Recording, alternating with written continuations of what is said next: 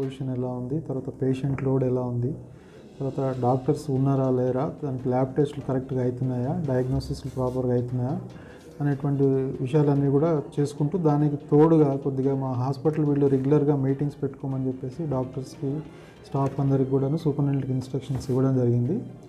వీటిలో భాగంగా శానిటేషన్ ఒకటి, తర్వాత సెక్యూరిటీ విషయంలో కానీ హైజీన్ పార్ట్లో కానీ వాళ్ళు మొత్తం హాస్పిటల్ క్లీన్గా నీట్గా పెట్టుకోమని చెప్పడం జరిగింది.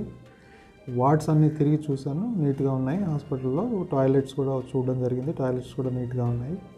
సో ఒకటి ఏంటంటే అబ్జర్వేషన్, కొంచెం డెఫినెట్గా ఫీవర్ కేసెస్ అయితే లోడ్ పెరిగింది. అనుకున్నట్టుగా డెంగ్యూ ఫీవర్స్ మరీ హైలో లేకుండా కొద్దిగా మినిమల్గా అయితే కనబడుతున్నాయి.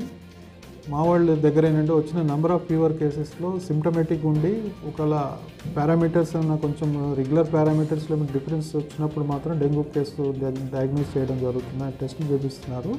ఆ టెస్ట్లో పాజిటివ్ వచ్చిన వాటిని మాత్రం ఐసోలేట్ చేసి వాటికి స్పెసిఫిక్గా ట్రీట్మెంట్ ఇస్తున్నారు. అవసరం పడితే హైయర్ ఇన్స్టిట్యూట్స్ కూడా పంపించి అక్కడ ట్రీట్మెంట్ చేయడం జరుగుతుంది. ఎక్కడ కూడా అంటే ఇప్పటివరకు డెంగ్యూతోని అంటే మోర్టాలిటీ లాగా ఇక్కడ నేను ఈ 2 హాస్పిటల్స్లో ఎక్కడ ఫైండ్ అవుట్ చేయలేదు. ఇంకోటి ప్లేట్లెట్స్ తక్కువయ్యి ట్రాన్స్ఫ్యూషన్ దాకా పోయినటువంటి కేసులు కూడా లేవనే చెప్తున్నారు ఇక్కడ ఉన్నటువంటి సూపరింటెండెంట్స్. కాబట్టి కొంచెం అలర్ట్గా ఉండమని చెప్తున్నాను.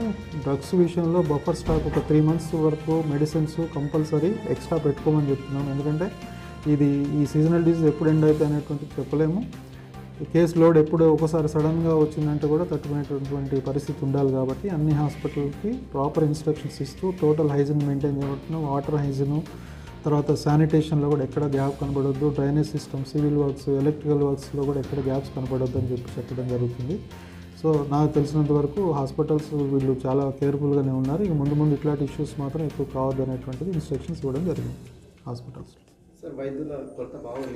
వైద్యుల ఎస్, దానికి కూడా నేను ఇప్పుడున్న సూపరింటెండెంట్స్తో మీటింగ్లో వైద్యుల కొరత అంటే రీసెంట్ ట్రాన్స్ఫర్స్లో ఒక 4 డాక్టర్లు ఇక్కడ షిఫ్ట్ అయ్యారు రెగ్యులర్గా ఉన్న వాళ్ళలో. మళ్ళీ ఒక డాక్టర్ 4 పోతే ఒక డాక్టర్ ఇక్కడికి రావడం జరిగింది. అంటే 3 తగ్గారు. ఆ 3 తగ్గిన దానికి కూడా సూపరింటెండెంట్ గారు కలెక్టర్కి లెటర్ పెట్టేసి కాంట్రాక్ట్లో తీసుకోవడానికి పర్మిషన్ కూడా తీసుకున్నారు. వాళ్ళు కూడా నోటిఫికేషన్ ఇచ్చి ఆ కాంట్రాక్ట్లో నింపుతారు. ఇది కాక ముందు నుంచి ఉన్నటువంటి వేకెన్సీస్ అయితే ఉన్నాయో మాకు రిక్రూట్మెంట్ అనేటువంటిది ప్రాసెస్లో ఉంది టీవీపీ సైడ్. ఆ టీవీపీలో రిక్రూట్మెంట్ అయితే ఫస్ట్ ప్రయారిటీ ఎక్కడెక్కడైతే గ్యాప్స్ ఉన్న మేజర్ హాస్పిటల్కి ఇస్తామని చెప్పేసి కూడా ఈ సభాముఖంగా తెలియజేస్తున్నాను.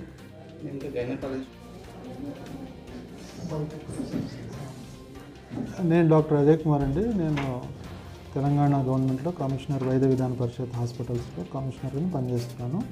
ఈరోజు మన honourable health minister and secretary health గారు వారు ఆర్డర్స్ ఇవ్వడం వల్ల ఈ సీజనల్ డిసీజ్ మీద రివ్యూ చేయడానికి కామారెడ్డి, నిజామాబాద్ జిల్లాలో రివ్యూ తీసుకోవడానికి రావడం జరిగింది. బాన్స్వాడ హాస్పిటల్ చేసేస్తున్నాను ఈరోజు కామారెడ్డి జిల్లాలో. అట్లాగే బోధన్లో హెడ్ క్వార్టర్ హాస్పిటల్ నిజామాబాద్కి ఉన్నది కాబట్టి ఈ హాస్పిటల్ కూడా ఇక్కడ జరిగేటువంటిది వాళ్ళ ఇక్కడ ఈ డిస్టిక్లో ఉన్న హాస్పిటల్స్